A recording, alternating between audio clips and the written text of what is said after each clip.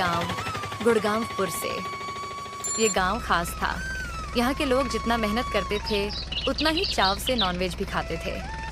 पूरे गांव में 2 ही ठेले थे जो लोगों की जीभ पर राज करते थे। एक था शामू का ठेला, जहाँ गर्मा गर्म तीखी स्पाइसी चिकन करी और मुलायम रोटियां मिलती थीं। दूसरा था मुकेश का ठेला, जहाँ तंदूरी चिकन और फ्राइड राइस की खुशबू दूर तक फैली रहती थी।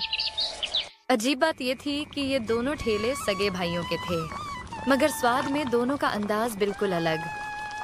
एक दिन शाम को गांव का मशहूर भोजन प्रेमी ग्राहक हरिया शामू के ठेले पर आया। अरे ओ शामू, एक बात बता यार, ये क्या जादू है तेरे चिकन में? ऐसा मसाला तो हमारी घरवाली भी नहीं डालती। अबे हरिया, खाने का मजा ले और ज्यादा न टटोल। अगर राज खोल दिया तो ठेला बंद हो जाएगा। अरे नहीं यार, बस ऐसे ही पूछ लिया। अब जल्दी एक थाली लगा दे, भूख लगी है तगड़ी। शामू ने गर्मा गर्म चिकन करी रोटियों के साथ परोसी। जैसे ही हरिया ने पहला निवाला मुंह में डाला, आंखें बंद कर लीं। उफ, ये स्वाद, ये तीखापन, लगता है जीभ भी नाच रही है। वहीं दूसरी तरफ मुकेश के ठेले पर भी भीड़ लगी रहती। मुकेश खुद बड़ा मजाकिया था। भाई साहब, आज के तंदूरी में इतना स्वाद है कि खाकर आप बीवी का गुस्सा भी भूल जाओगे। सच कह रहा है मुकेश। तेरे फ्राइड राइस में तो ऐसा स्वाद है जैसे सीधे होटल से आया हो। गांव में दोनों भाइयों का ठेला खूब चल रहा था, पर हर रोशनी के पीछे एक परछाई होती है। गांव में एक और शख्स था, रतन। कुछ साल पहले वो भी चिकन का ठेला लगाता था, पर जब से इन दोनों भाइयों ने शुरुआत की थी, उसका धंधा ठप हो गया था। रतन के दिल में जलन थी और जलन से पैदा हुई थी साजिश। एक दिन उसने गांव में अफवाह फैलाई। अरे भाई, सुना क्या? वो शामू और मुकेश सस्ता चिकन लाते हैं बाहर से, पूरा खराब माल, और हमें खिलाते हैं महंगे दामों में। सच में? पर स्वाद तो गजब का होता है। स्वाद से क्या लेना अगर चिकन ही खराब हो तो? ये खबर जैसे जंगल में आग की तरह फैली, मगर शामू और मुकेश ने हार नहीं मानी। उन्होंने फौरन गांव के सरपंच को बुलाया, साथ ही चिकन सप्लायर के बिल, लाइसेंस और सर्टिफिकेट भी दिखाए। देखो सरपंच जी, हम किसी को भी खराब खाना नहीं खिलाते। ये हमारी इज्जत का सवाल है। अगर कोई भी गड़बड़ी मिले तो हम खुद ठेला हटा देंगे। सरपंच ने सब कुछ चेक किया और गांव वालों को समझाया। इन दोनों भाइयों के खाने में कोई खराबी नहीं है। अफवाह फैलाने वाला सजा का हकदार है। गांव वालों ने राहत की सांस ली और रतन की साजिश नाकाम हो गई। चलो भाई, अब दोबारा चिकन कारी और तंदूरी का मजा लिया जाए। गांव फिर से स्वाद की खुशबू में डूब गया, पर यह सिर्फ शुरुआत थी।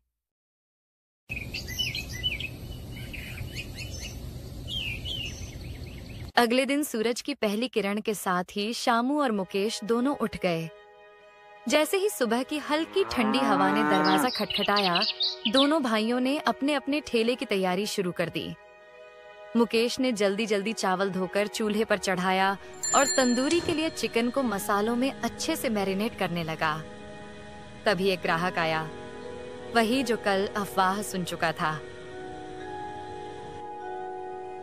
अरे मुकेश भैया, कल जो गांव में बात फैली थी, वो क्या सब सच्चाई है? नहीं भाई, हम तो सबसे बढ़िया क्वालिटी का चिकन लाते हैं और उसी में टेस्ट होता है। सस्ता माल लाकर अपने ग्राहकों को बीमार थोड़ी करना है। हमें भी भरोसा था, बस यूं ही सुनकर मन बेचैन हो गया था। चलो, अब एक प्लेट गरम गरम फ्राइड राइस और तंदूरी चिकन लगाओ।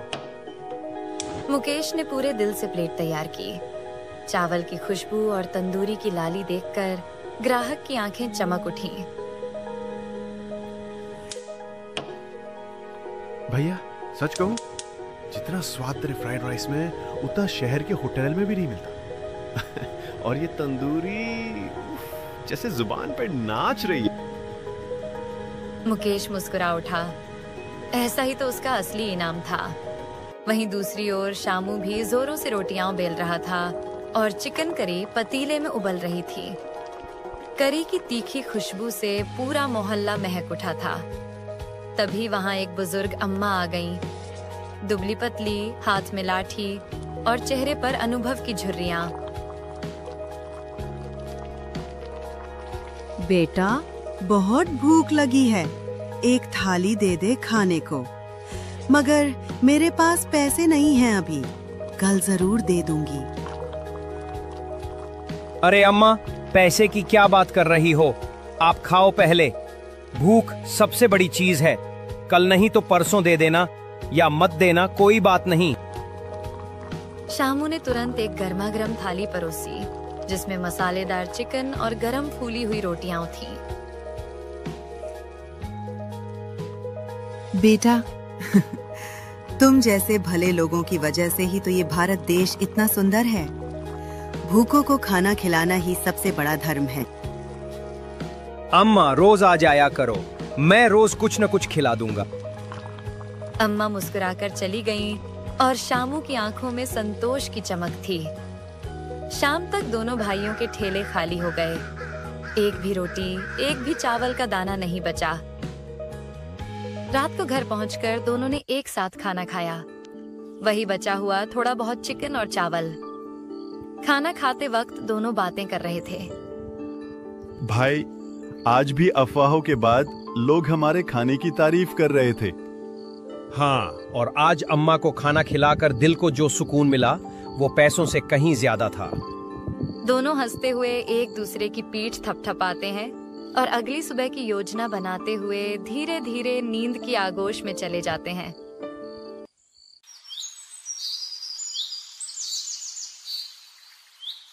अगले दिन सुबह की ठंडी हवा में शामू और मुकेश रोज की तरह तैयार होकर अपने अपने ठेलों की ओर निकल पड़े। मगर जैसे ही वे चौराहे के पास पहुंचे, उनके कदम रुक गए। जहां कल तक उनके ठेले खड़े थे, वहां अब सन्नाटा था। न कोई भीड़, न खुशबू, न ठेले। अरे भाई, हमारा ठेला कहाँ गया? पास खड़े एक दुकानदार ने बताया। अरे, ग्राम पंचायत के लोगों ने कल रात ही हटा दिया। हाँ, अब यहाँ ठेला लगाने की मनाही है। ये सुनकर दोनों के चेहरे पर चिंता की लकीरें खिंच गईं। बिना समय गंवाए वे गांव के सरपंच के घर पहुंचे। सरपंच जी, हमारा पेट इसी ठेले से चलता है। हाँ, अब हम कहाँ जाएंगे? हम साफ सुथरा और अच्छा खाना बनाते हैं, कोई मिलावट नहीं करते, फिर भी ठेले क्यों बंद कर दिए? सरपंच ने लंबी सांस लेते हुए कहा, अरे भाई, ये मेरा नहीं, सरकार का नियम है। सड़क किनारे या खुले में खाना बेचने की इजाजत अब नहीं है। अगर बेचना है तो होटल या ढाबा खोलो। ये कैसा नियम है? गरीब आदमी ढाबा कैसे खोलेगा? इसमें मैं कुछ नहीं कर सकता। अब तुम ही कोई उपाय सोचो। दोनों भारी मन से गांव के एक पुराने पेड़ के नीचे आकर बैठ गए। कुछ देर चुप्पी रही, फिर शामू की आंखों में चमक आई। क्यों न हम एक छोटा सा ढाबा खोल लें? मैं चिकन करी बनाऊंगा, तुम फ्राइड राइस और तंदूरी संभालना। आइडिया तो अच्छा है, लेकिन ढाबा खोलने के लिए पैसे कहां से लाएंगे? गांव के सेठ से उधार लेते हैं। उन्हें हमारा खाना बहुत पसंद है, वो जरूर मदद करेंगे। दोनों उसी वक्त गांव के सेठ लालचंद के पास पहुंचे। सेठ जी, हमें ढाबा खोलने के लिए कुछ पैसे चाहिए, 4 महीने में लौटा देंगे। पैसे तो दे दूंगा, लेकिन एक शर्त है, तंदूरी का स्वाद पहले जैसा ही रहना चाहिए। वो तो हमारा वादा है सेठ जी। सेठ ने तुरंत रकम दे दी। दोनों भाइयों के चेहरे पर राहत आ गई। शाम को उन्होंने बैठकर ढाबा के लिए जरूरी चीजों की लिस्ट बनाई। चूल्हा, बर्तन, मसाले, मेज कुर्सियां और सबसे जरूरी एक अच्छी जगह। सौभाग्य से गांव के किनारे पर एक पुराना ढाबा सालों से बंद पड़ा था। मालिक से बात की तो उसने कम किराए पर दे दिया। उस रात घर लौटकर दोनों ने खाना खाया। शामू ने मुस्कुराते हुए कहा, कल से हमारी नई शुरुआत होगी और ये शुरुआत ठेले से भी ज्यादा सफल होगी। दोनों सो गए, मन में आने वाले कल की मीठी उम्मीदें और ढाबे में उठने वाली खुशबुओं की तस्वीरें लिए। अगली सुबह दोनों भाई शामू और मुकेश नई उम्मीदों के साथ उठे। जल्दी जल्दी नहा धोकर साफ कपड़े पहनकर अपने नए होटल की ओर निकल पड़े। रास्ते में ही वे सोच रहे थे कि आज पहला दिन है, पता नहीं भीड़ आएगी या नहीं। होटल पहुंचते ही दोनों ने कमर कस ली। शामू ने चिकन करी की तैयारी शुरू कर दी। ताजा मसाले पीसे, प्याज टमाटर भूनकर उसमें चिकन डाला। मसालों की खुशबू पूरे होटल में फैलने लगी।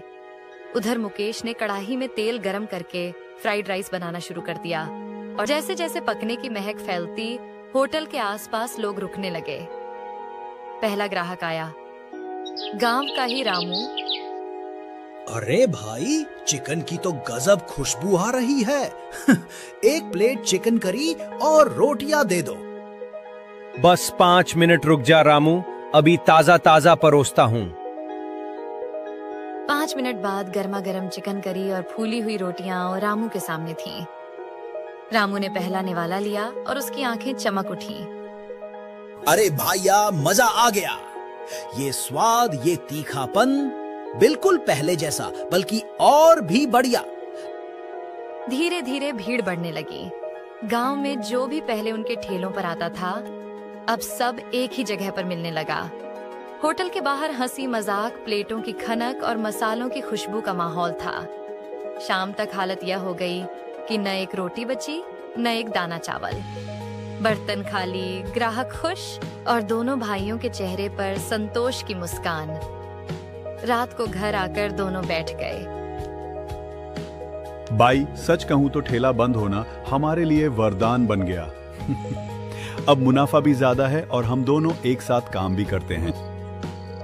हाँ, और सबसे बड़ी बात, अब हमारे ग्राहकों को एक ही जगह पर दोनों का स्वाद मिल जाता है। और सेठ जी की शर्त भी पूरी हो रही है, तंदूरी का स्वाद वही पुराना। देख मुकेश, मेहनत और ईमानदारी कभी बेकार नहीं जाती।